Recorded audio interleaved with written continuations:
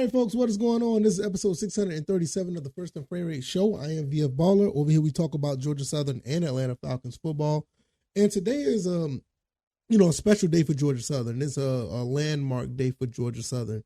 They opened up the Anthony P. Tippins Family Training Facility. I'm just going to call it the practice facility for Georgia Southern football. It is somewhat indoor and is not necessarily completed, but it is good enough for them to go in and actually practice. I think this is really awesome because they have an extra place to actual practice, and you don't have to practice on Paulson Stadium. This is really awesome. And they, Eagle Creek is always a special place to go practice as well. But for them to have this is really, really cool. And it just shows that this is becoming a first class program. I mean, it's always been first class due to winning, but now they're starting to show it another way. So that's pretty awesome. And also, we're going to talk a little bit about Matt Schaub today. He is basically on the Atlanta Falcons staff as a QB consultant for Desmond Ridder and obviously the coaching staff. So that's pretty interesting. I'm going to give you my thoughts and opinions on that. So it's been a pretty cool day for both, programs, the Georgia Southern Eagles and Atlanta Falcons. So if this is your first time here, welcome. I can be found on the YouTube and Rumble. I'm also on Spotify, Stitcher, Apple, and Google Podcasts. If you want to find things that I don't really talk about on the show, stuff that don't make it to the show, I am on Twitter, or I think it's called now X, at VF Baller. And also the website is firstandframerates.com. You can go over there, support the show. Also, you can find different avenues to subscribe to the podcast. All right, let's go ahead and just jump right into this. Georgia Southern utilizes the Tippins facility, the Tippins Family Training Facility for the first time, and it was awesome. It was great. I saw it all over social media.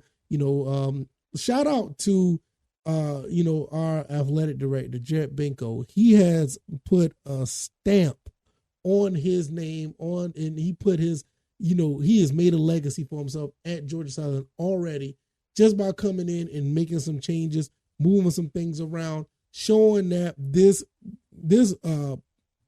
program, not only with all the tradition that they have at Georgia Southern, but all the other things that using that tradition to elevate to the next level. And it is starting to show. You see how they did with the stadium.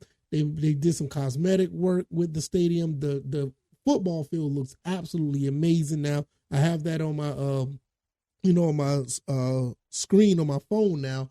I mean, it looks beautiful. The other things that they're trying to do with the basketball program, the things that the accomplishments that all the athletic programs are doing, it's not all just one person, but Jared Benko is definitely spearheading it. And I love the fact that he is our athletic director, and he was able to facilitate and start putting things in motion for big things like this to happen. And for these kids to go out there and actually practice on the facility for the first time is absolutely amazing. Once again, shout out to the Tippins family for their generous assistance to making this happen. You just cannot ask for a better situation for Georgia Southern.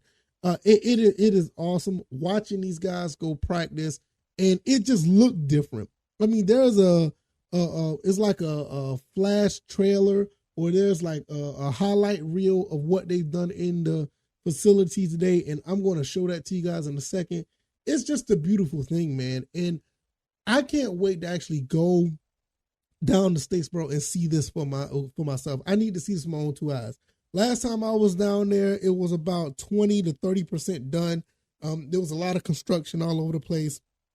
And to be quite honest, I kind of forgot about this facility being built until today.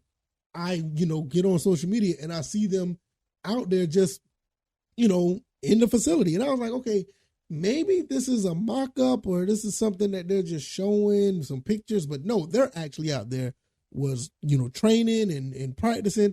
It is just a great day for Georgia Southern and everything under that umbrella. So without further ado, I'm going to show you this this trailer or this highlight, video of the guys in there practicing. This is just amazing. This is just awesome. I cannot play the audio. So if you're listening to this on the podcast avenue, you're just going to hear my voice. because the audio has copyrighted music in it. So I'm just going to play it. I'm going to give you, just my reaction as I go. So let me pop this up real quick. There it is right there. So if you're watching on YouTube and Rumble, you can see this. You can also find this on Georgia Southern Football's Twitter handle, or X handle now. It is at GS Athletics _FB. GS Athletics _FB. All right, let's look at this here. I mean, just look at this. This just looks so awesome. These guys out there just putting in work. And it just looks different because now with this, footage and them being inside the facility, it just shows that these guys look serious. It doesn't look like how it is when they were out in Paulson. It just wasn't, it was cool, don't get me wrong, but it just feels different when you look at this. I mean, this was just absolutely amazing. It goes for about 40 seconds. So that was really dope. Bunch of highlight plays, diving catches, running the ball, tackling, guys just out there putting in work, and it was just a beautiful thing. Now, speaking of putting in work, I'm going to let you know what has actually happened throughout today on the practice field. So some observations, you can find this on gseagles.com under the football, under the actual football tab, and just go to the new era in Georgia Southern football. Georgia Southern athletics begins, and they basically talk about being in the practice facility. Now, what they're talking about here is running backs Jalen White and OJ Arnold continue to press the backfield. I mean, there's no secret there. Both of these guys like lightning and thunder. I did an episode about these guys a while back where Jalen White is definitely the thunder, OJ Arnold is the lightning. But one thing about these two guys, both of them catch out the backfield. So that is something that is definitely to be watching out for, especially Jalen White. Jalen White gets out in the open field and he can catch. I think he had like 20-something catches last year. Yeah, and he catches out the backfield, and that's a guy you do not want to tackle. So that is absolutely amazing. Freshman corner came on. I think I want to say that right. I keep thinking I'm messing up this guy's name. I do want to apologize. Came on Mathis, Texas native, signed in February, continues to make plays and impress the coaches early on in camp.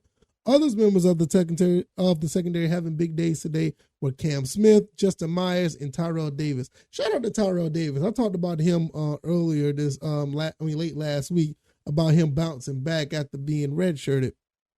I think after his freshman year, he could be one of these guys that's going to really be a problem, and it's going to be hard to keep him off the field.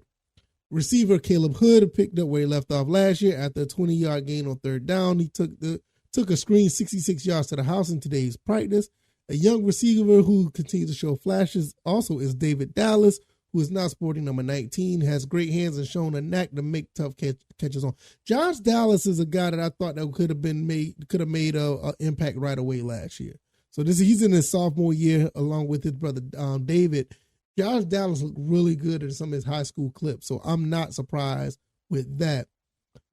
Finally, freshman walk-on Taylor Bradshaw had a great diving catch in the end zone on a deep ball to score for the offense. The receiving corps is very deep this year with some older guys, but it appears the younger guys are also looking to make some noise. That's really good to know as well.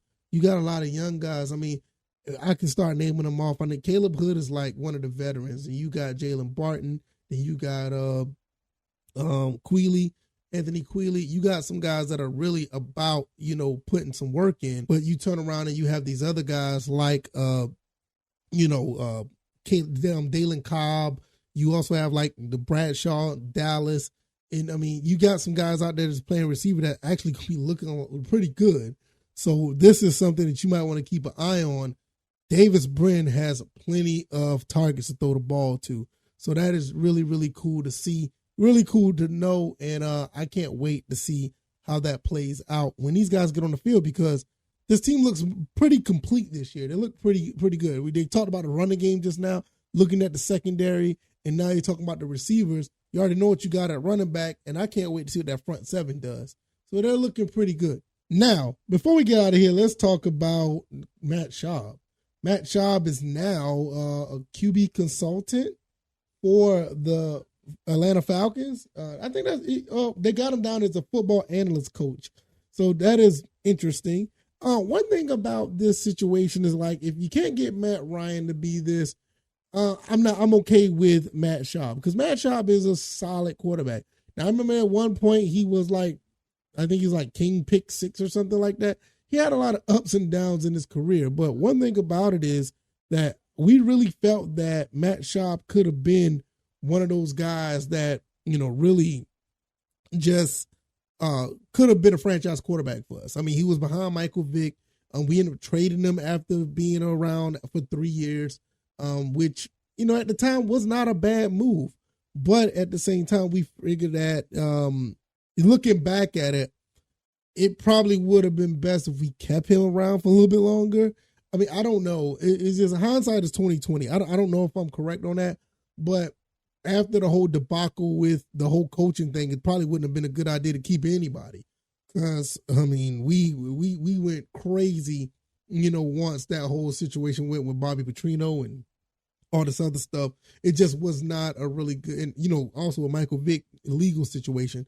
So it really didn't pan out like we wanted to. But I will say at the end of the day, if it wasn't for all that, we probably wouldn't have got Matt Ryan. So it was kind of, it worked out.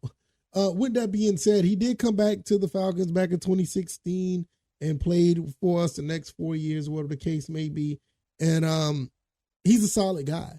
I don't know what his football mind looked like because I never really thought about, him being a football analyst. But you have to work your way up somewhere. You never know. Matt Schaub may be, somewhere in somebody's coaching, will at some point. Arthur Smith thinks that he's going to be worth, picking his brain and giving Desmond Ridder some pointers. And it may just work out because all the time, it's not all about your performance on the field. Some guys are excellent coaches, but they weren't the best at the quarterback position or a position in general. Some guys just not like an elite type of player, but they excel at coaching. A lot of guys are like that. You rarely find some guys who are like elite at the position and a good coach. Those guys aren't really, they're not really easy to pick up on. But the guys who normally, just middle of the road, up and down career, they're the ones that usually be okay when it comes to being on a coaching staff. So I think it's going to work out. I don't see a downside to this. Matt Schaub has been in the league for 17 years? It seems like he's been in the league for a long time. I think he started in 2004. So he's been in the league for 16, 17 years. I mean, there's some knowledge up there. So I'm for it. I can't wait to see how it plays out. So I'm good with it. So I can't wait to see what happens. Matter of fact, we're going to talk about this next episode. We'll be talking about a football game later on this weekend. Yeah, we're going to be playing some football. I can't wait to see how that game plays out. Man, that's going to be pretty dope. If you like this commentary, the like button, share this podcast, subscribe to the channel if you haven't already. Let me know what you guys think. Georgia Southern Indoor Practice Facility, Anthony Tippins Practice Facility, however you want to call it, it doesn't matter. I'm just glad that we got it. But I will say absolutely shout out and many thanks. Many thanks to the Tippins family for the facilitation of getting this together. And we cannot thank those guys enough. It's just been an awesome, journey to get this far as the Falcons go. I cannot wait to see how this all plays out for the team. And did I say the Falcons? I can't remember. I think I probably tongue twisted. I meant the Eagles. Nevertheless, can't see how the way that plays out for them. And also, the Falcons are picking up the